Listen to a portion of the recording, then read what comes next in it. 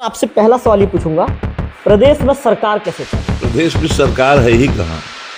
2 सालों से तो लोगों को मालूम ही नहीं पड़ पाता है कि यहाँ पर सरकार है। कामों को संतुष्ट नहीं। अब तो मुख्यमंत्री क्षेत्र घूम के आए ना 3 महीना पहले, गुनपुरी विधानसभा गया हूँ। इतनी बदतर सड़कें तो मुझे लगता है कि आज 2 साल बाद भी जितनी जर्जर सड़क गुनपुरी क्षेत्र का है उतना कहीं का नहीं। नेताओं का दावा है कि कांग्रेस आने वाले दिनों में भारत के नक्शे से धीरे धीरे गायब हो चीज हम लोग भी देखेंगे कितनी जल्दी भाजपा समाप्त हो रही है। भाजपा कहीं कोई विचारधारा विकास के आधार पर चुनाव नहीं लड़ते हैं। विकास के नाम पर एक भी चुनाव लड़के देख लें और ईवीएम को हटा करके देख लें तो ये अभी उनकी असलियत मालूम पड़ जाएगी।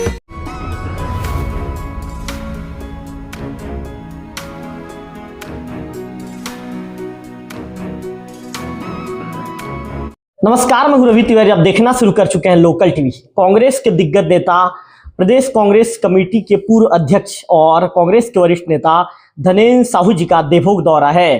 साहू जी देवभोग में पहले स्थानीय विश्राम गृह में उन्होंने कार्यकर्ताओं के साथ बैठक की, कांग्रेस को मजबूत करने पर जोर दिया। उनके साथ बिद्रानवागढ़ के जो विधायक महोदय हैं जनक ध्रुव जी भी मौजूद रहे। इसके बाद वे सीधा मुंगेर जाएंगे और स्वर्गीय महेश्वर सिंह कोमर्रा जी के 10 गात्र कार्यक्रम में वे शामिल होंगे। इससे पहले लोकल टीवी ने उनसे बात करने की इच्छा जाहिर की तो साहू जी ने हमें समय दिया है। तो साहू जी से आज प्रदेश में जो हलचल चल रहा है उसे लेकर बातचीत करेंगे। सर, लोकल टीवी स्वागत है आपका। जी धन्यवाद, आपको बहुत बहुत धन्यवाद।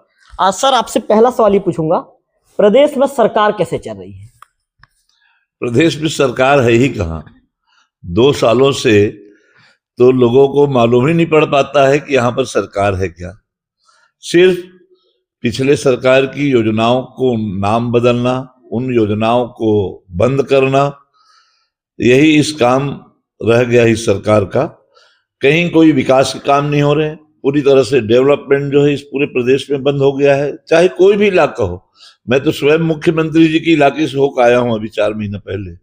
उनके गांव की सड़क जो है चलने लायक नहीं है, ये स्थिति है। पूरा उनके विधानसभा क्षेत्र जर्जर है। पूरे प्रदेश में हम लोग दौरा करते हैं, पूरे प्रदेश की हालत को देख रहे हैं हम लोग। कहीं कोई विकास के कार्य जो है आज पूरे प्रदेश में नहीं हो रहे हैं। और इसी तरह से मजदूरी मूलक काम जो होना है छत्तीसगढ़ में, पिछले साल भी रोजगार गारंटी के काम नहीं बराबर हुए और इस साल तो अभी तक, नहीं तो दिवाली के बाद में हमारा काम शुरू हो जाता था। इस साल अभी कहीं भी रोजगार गारंटी काम नहीं हो रहे हैं। पंचायतों में 15वां वित्त की आयोग की राशि नहीं आ पा रही। अब तो खैर 16वां वित्त हो गया, उसकी भी राशि नहीं आई। मूलभूत की राशि नहीं हुई। नए पंच सरपंच लोग चुनाव जीत करके सरपंच बने हैं तो इंतजार कर रहे हैं सरकार का। 1 साल बीत गया, फूटी कौड़ी किसी भी ग्राम पंचायत में छत्तीसगढ़ का अभी तक आया नहीं है। बिजली का बिल मनमाने बढ़ा दिए। हमारी सरकार में जो योजनाएं थी उसको काट दिया और हाफ योजना थी उसको, और मनमाने बिजली का बिल आ रहा है। लोगों के लिए पटाना दूभर हो रहा है। स्वास्थ्य की सुविधा पूरी तरह से बदहाल है। कानून व्यवस्था बदहाल है। आज हम लोग सबसे बड़ी जो हमारा ये छत्तीसगढ़ जो हमारे किसानों का प्रदेश है, धान खरीदी व्यवस्था और खेती किसानी सबसे बड़ी आज व्यवस्था होती है। इस साल देखा हम लोगों ने, कभी भी छत्तीसगढ़ राज्य बनने के बाद में आज न खाद और बीज की कभी इतनी बड़ी तकलीफ नहीं होती थी। लोगों को समय में खाद बीज नहीं मिला, डीएपी के लिए रोज घूमते रहे लोग जो है यूरिया नहीं मिलता रहा, काला बाजारी होते रही।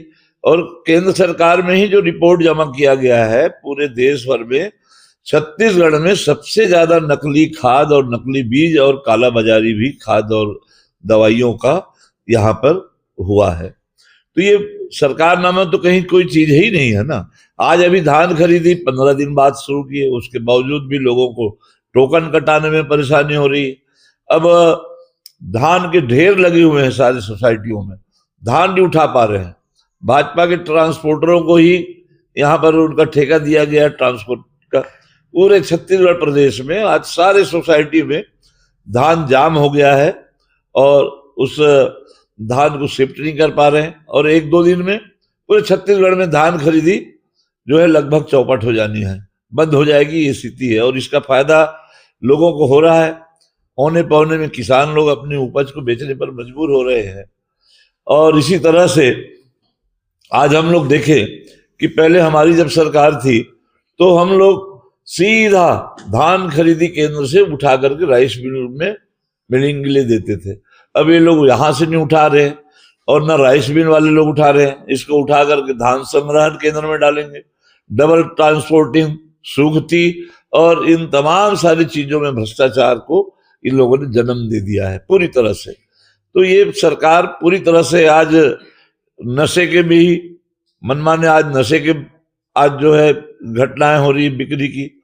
आज जो हमारा युवा है आज शराब की बिक्री में वो उन्होंने शायद 25 पौवा तक, लोग बोलते हैं कि 25 पौवा तक अब ले जा सकते हैं, कोई अपराध नहीं है। तो लोग आज हमारी युवा पीढ़ी को भी नशे में डुबा दिया गया है। जगह जगह हत्याएं हो रही है, लूटपाट हो रही है, चोरियां हो रही हैं और इस सरकार का कहीं कोई नियंत्रण नहीं है। और ये लगता नहीं कि यहाँ पर किसकी सरकार है, कैसे चल रही है, ये समझ में नहीं आता है। बिल्कुल सर आपसे ये भी जानना चाहूंगा, बीजेपी के नेताओं का दावा है कि मनरेगा का नामकरण बदल दिया गया, उसका नाम बीबी राम जी, उसका नाम नया नाम दिया गया है। और अब मनरेगा से पहले जहां 100 दिवस तक रोजगार मिलता था, अब 125 दिवस तक हम लोगों को रोजगार उपलब्ध करवाएंगे और हम लोगों के लिए काम कर रहे हैं। ग्रामीण अर्थव्यवस्था को मजबूत करने के लिए हमारी सरकार काम कर रही है, डबल इंजन की सरकार, ऐसा बीजेपी नेताओं का दावा है। उस दावे को आप किस रूप में देखते हैं सर? मुख्यमंत्री जी से जब भी कोई लोग, मीडिया के भी लोग चर्चा करेंगे ना, तो दो ही शब्द निकलता है, ये डबल इंजन की सरकार है और मोदी जी के अनुसार हम लोग इस प्रदेश में बहुत विकास कर रहे हैं। एक महतारी वंदन के नाम छोड़कर और किसी योजना की नाम जो है ले नहीं सकते वो लोग। और आज मैंने बताया ना, इस देश में यही हो रहा है, जितनी योजना है उनके नाम बदल रहे हैं, शहरों के नाम बदल रहे हैं, गांव की गलियों के नाम बदल रहे हैं। अरे महात्मा गांधी जी जिसने इस देश में स्वराज दिलाई, आज हमारा इस देश में आज जितनी भी तरक्की, खुशहाली, समृद्धि और सामाजिक समरसता आई, महात्मा गांधी जी के कारण। आज उस महात्मा गांधी जी से नफरत हो गया है, उनकी नाम तक को हटा रहे हैं। जो हमारे गांव के गरीब लोगों की रोजगार से जुड़ी हुई योजना है, जिसको सारे राजनीतिक दलों ने समर्थन दिया था, महात्मा गांधी रोजगार गारंटी योजना का नाम, उसको नाम बदल दिए। महात्मा गांधी जी के नाम से इसको नफरत होती है। नाथूराम का गोडसे का मंदिर बनवाएंगे। तो ये भारतीय जनता पार्टी का एक सिद्धांत है, सिर्फ जाति और धर्म के झगड़े खड़ा कर रही है, इसके अलावा इनका कोई एजेंडा नहीं है। सर मुख्यमंत्री और मंत्री ऐसा क्यों दावा करते हैं सर कि हमारी सरकार में, 2 साल की सरकार में आज तक कहीं पर कोई घोटाला नजर नहीं आया? कांग्रेस सरकार में कोल लेवी घोटाला हुआ, शराब घोटाला हुआ, पूर्व मुख्यमंत्री भूपेश बघेल जी के जो पुत्र है चैतन्य बघेल जी आज जेल में बंद है, पूर्व मंत्री आबकारी मंत्री है कवासी लखमा जी आज जेल में बंद है। हमारी सरकार के ऊपर कहीं पर कोई आरोप नहीं लगा है, कहीं पर कोई दाग नहीं लगा है, ऐसे बीजेपी नेताओं का दावा है सर। देखिए, कांग्रेस के नेताओं को बदनाम करना, उनको जेल भेजना, उनको परेशान करना, यही भारतीय जनता पार्टी का प्रमुख एजेंडा है। आज इतने बड़े पैमाने में ये सरकार भ्रष्टाचार में आकंठ डूबी है। 2 साल हो गया इनकी सरकार में। बजट में आज जो है कितने हजार करोड़, लगभग 110,000 करोड़ से ऊपर का यहाँ का बजट है। पैसा कहाँ जा रहा है? आज किसी ग्राम पंचायत में काम नहीं हो रहे, किसी नगर पालिका, नगर पंचायत क्षेत्रों में काम नहीं हो रहे, कहीं किसी भी तरह का कोई सिंचाई परियोजना, कहीं सड़क परियोजना, कहीं कोई काम ही नहीं हो रहा है। ये पैसा कहाँ जा रहा है? ये अपने सरकार अपने मंत्रियों के खिलाफ तो जांच नहीं करवाएंगे। केंद्र में उनके आका बैठे हैं, डबल इंजन की सरकार, पूरा प्रश्रय दे रहे हैं। कहीं कोई शिकायतों की जांच नहीं हो रही है, कहीं कोई भ्रष्टाचार की जांच नहीं हो रही है और इनके पूरी तरह से यह सरकार भ्रष्टाचार में लिप्त है। वरना ये पैसा दिखता ना, डबल इंजन की सरकार है तो विकास तो दिखना चाहिए।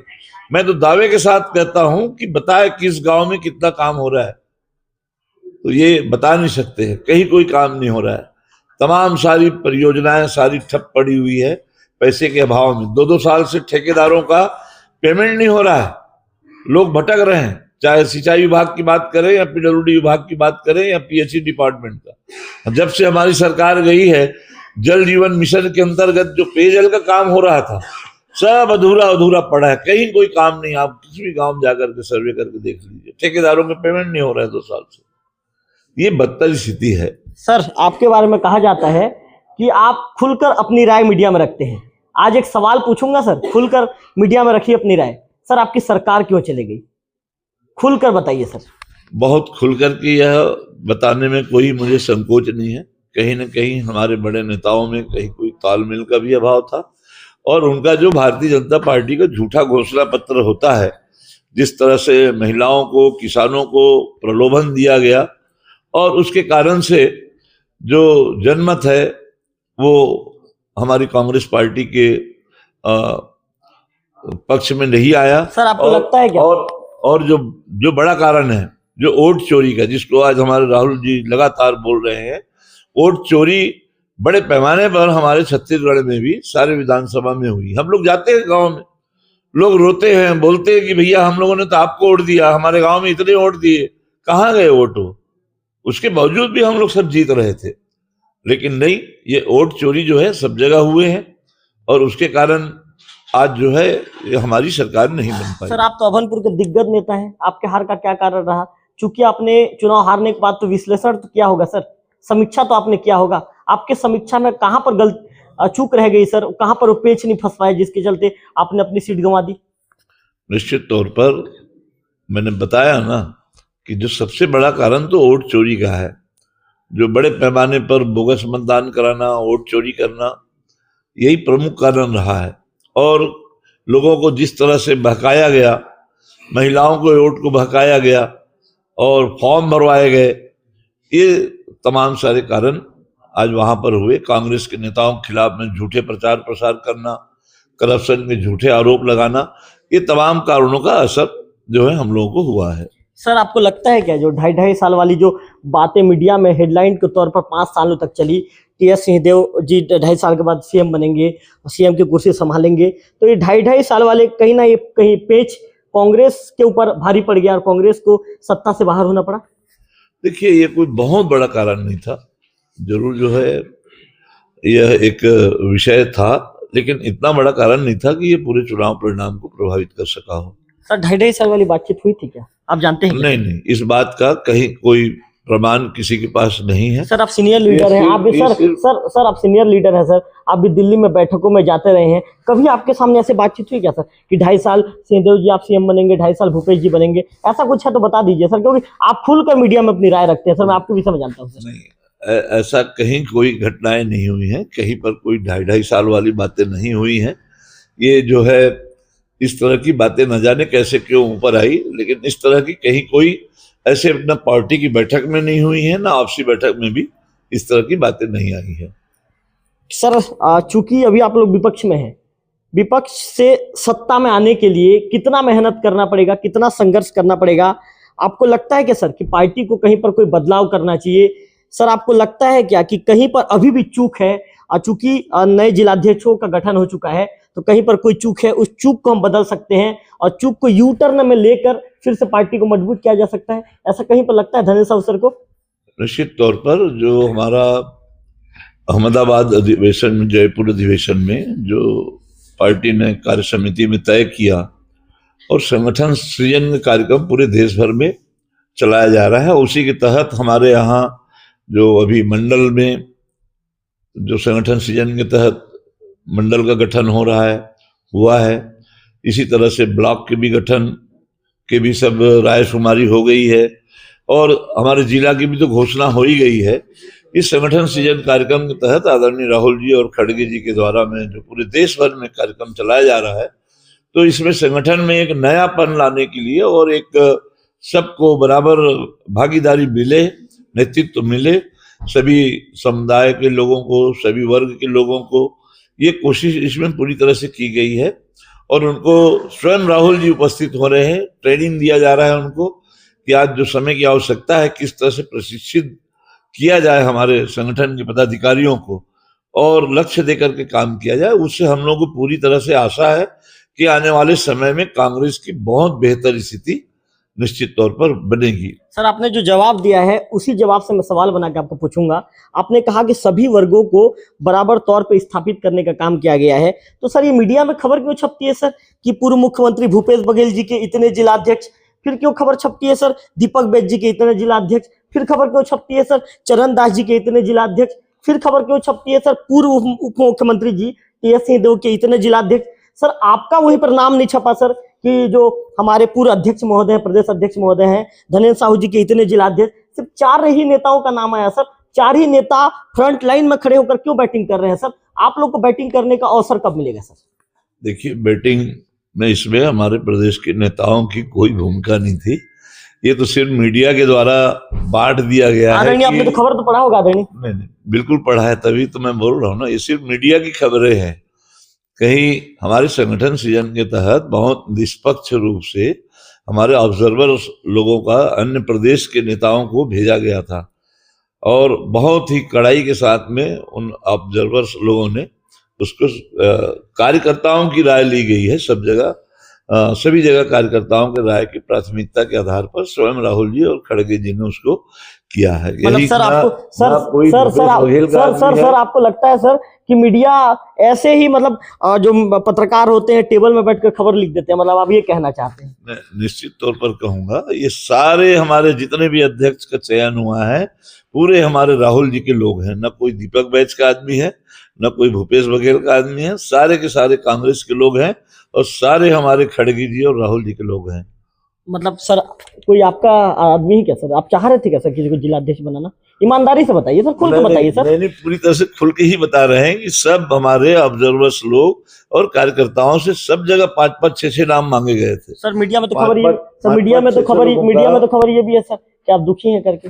नहीं, ऐसी कोई खबर नहीं आई है। ऐसी खबरें मीडिया में सर नहीं, आप बोलेंगे तो मैं आपको पेपर कटिंग उपलब्ध करवा दूंगा। सारे जिला अध्यक्ष हम लोगों के अनुसार है ना, जो हमारे पार्टी हाईकमान ने तय किया वो सब हम लोगों के अनुसार होता है। ये सर यदि संगठन मौका देती है कांग्रेस हाईकमान और बोलती है कि जाइए धनंजय जी, एक बार आपके कंधों पर सवार होकर पार्टी छत्तीसगढ़ में चुनाव लड़ेगी और संगठन का मुखिया आपको बनाया जाता है, तो क्या प्रदेश अध्यक्ष की कमान संभालने को आप तैयार हैं? देखिए, हम लोग पार्टी के, मोदी जी पार्टी आदेश करती है तब सुनिए, पार्टी के हम लोग सेवक हैं। जो भी जिम्मेदारी दी जाती है उसको हम लोग बिल्कुल सहज स्वीकार करते हैं और करते हैं। यदि इस तरह का कोई भी पदों के लिए हो या कार्यों के लिए हो, यदि हाईकमान के द्वारा निर्देश दिया जाता है तो निश्चित तौर पर उस जिम्मेदारी को पूरी तरह से ईमानदारी से उसको निभाएंगे। दीपक बैच जी कैसे काम कर रहे हैं? अच्छा काम कर रहे। बहुत अच्छा। क्या अच्छा महोदय? अब बहुत अच्छा ही कहेंगे हम लोग जी। नहीं, आप कितना 10 में से कितना नंबर आप देना चाहेंगे? नहीं, पूरे के पूरे 10 में 10 देंगे। मतलब काम बहुत अच्छा है। निश्चित तौर पर जो हमारा संगठन से हाईकमान से जो निर्देश आता है उन निर्देशों का बराबर पूरी तरह से पालन किया जा रहा है इस प्रदेश में भी, और हमारे सब निश्चित तौर पर उससे कांग्रेस के कार्यक्रमों को पूरी तरह से अमली जामा पहनाने के लिए भी पूरी ऊर्जा हमारे प्रदेश के सब संगठन ब्लॉक से लेकर के जिला सभी को बराबर मिल रहा है। महोदय जी, अभनपुर में कामकाज विधायक का कैसा चल रहा है? मैं उन लोगों के बारे में कोई टिप्पणी नहीं करना चाहता, पर्टिकुलर एक विधानसभा का। महोदय जी, आप कामकाज से संतुष्ट है कि नहीं अपने विधान? चूंकि आप वहां के नेता हैं तो नेताजी आपसे सवाल पूछना तो जरूरी है। नहीं, बिल्कुल संतुष्ट नहीं है और पूरे प्रदेश के कामों की संतुष्ट नहीं। हम तो मुख्यमंत्री क्षेत्र घूम के आए ना अभी 3 महीना पहले, कुनकुरी विधानसभा गया हूँ। इतनी बदतर सड़कें तो मुझे लगता है कि आज 2 साल बाद भी जितनी जर्जर सड़क कुनकुरी क्षेत्र का है उतना कहीं का नहीं होगा। इस तरह से बदतर स्थिति है। तो पूरे प्रदेश में आज हालात, कांग्रेस ने सड़कें बनाई और ये लोग गड्ढा तक नहीं भर पा रहे हैं, ये स्थिति है यहाँ पर। आने वाले दिनों में यदि ओबीसी वर्ग से कोई बड़ा नेता सीएम चेहरा गिल देखा जाता है तो नाम धनेन्द्र साहू जी का होगा। मैंने पहले ही कहा ना कि ये जो है पार्टी हाईकमान तय करती है, जो भी जिम्मेदारी दे, चाहे धनेन्द्र साहू को दे, चाहे जनक राम धुर्वे को दे, कोई भी जवाबदारी किसी को भी दे, वो तो हमें सहर्ष स्वीकार होता है। जिम्मेदारी संभालनी होती है। जनक जी का काम ठीक ठाक है? मेरी जानकारी के अनुसार बहुत अच्छा काम कर रहे हैं, लगातार सक्रिय हैं, लगातार क्षेत्र में ही रहते हैं। महोदय जी, एक अंतिम सवाल। बीजेपी के नेताओं का दावा है कि कांग्रेस आने वाले दिनों में भारत के नक्शे से धीरे धीरे गायब हो जाएगी। हाँ, ये चीज हम लोग भी देखेंगे कि कितनी जल्दी भाजपा समाप्त हो रही है। भाजपा कहीं कोई विचारधारा है ही नहीं। अब जिस पार्टी को आरएसएस चला रही है और आरएसएस के प्रमुख मोहन भागवत बोलते हैं कि हमारी आरएसएस का अभी तक हमारा तो रजिस्ट्रेशन नहीं है, पंजीयन नहीं है। तो इस देश में वो संस्था काम कर रही है जिसका खुद का पंजीयन नहीं है और उसके निर्देश पर सारी भारतीय जनता पार्टी की सारे फैसले होते हैं, सारे काम होते हैं। उस पार्टी का क्या भविष्य है? ये 4 दिन की चांदनी वाली बातें हैं। आज यदि धर्म, जाति और मजहब का मुद्दा हटा दें तो भाजपा के पास बताने के लिए इस देश की जनता को कोई काम नहीं है। कभी भी लोग विकास के आधार पर चुनाव नहीं लड़ते हैं। विकास के नाम पर एक भी चुनाव लड़के देख लें और ईवीएम को हटा करके देख लें तो ये अभी उनकी असलियत मालूम पड़ जाएगी। तो आपने धनेन्द्र साहू जी को सुना, जो कांग्रेस कमेटी के पूर्व अध्यक्ष रहे हैं, प्रदेश अध्यक्ष रहे हैं। साहू जी ने लोकल टीवी के सवालों का जवाब दिया, खुलकर कहा, कई मुद्दों पर हमने बातचीत की। उनका साफ तौर पर कहना है कि आने वाले दिनों में जो बीजेपी के नेता दावा कर रहे हैं कि कांग्रेस जो है भारत के नक्शे से गायब हो जाएगी, परिस्थिति ऐसा ना बन जाए, आने वाले दिनों में ऐसी परिस्थिति आएगी कि बीजेपी देश के नक्शे से धीरे धीरे गायब होते जाएगी। ऐसे ही ताजा तरीन इंटरव्यू देखने के लिए आप लोकल टीवी के चैनल को जल्दी सब्सक्राइब कर दीजिए, क्योंकि आपका प्रेम तो लोकल टीवी को लगातार मिल रहा है, और भी प्रेम बरसाइए। अगले वीडियो में फिर होगी आपसे मुलाकात, तब तक बने रहिए लोकल टीवी छत्तीसगढ़ के साथ। कैमरा पर्सन विक्की के साथ, लोकल टीवी देवभोग।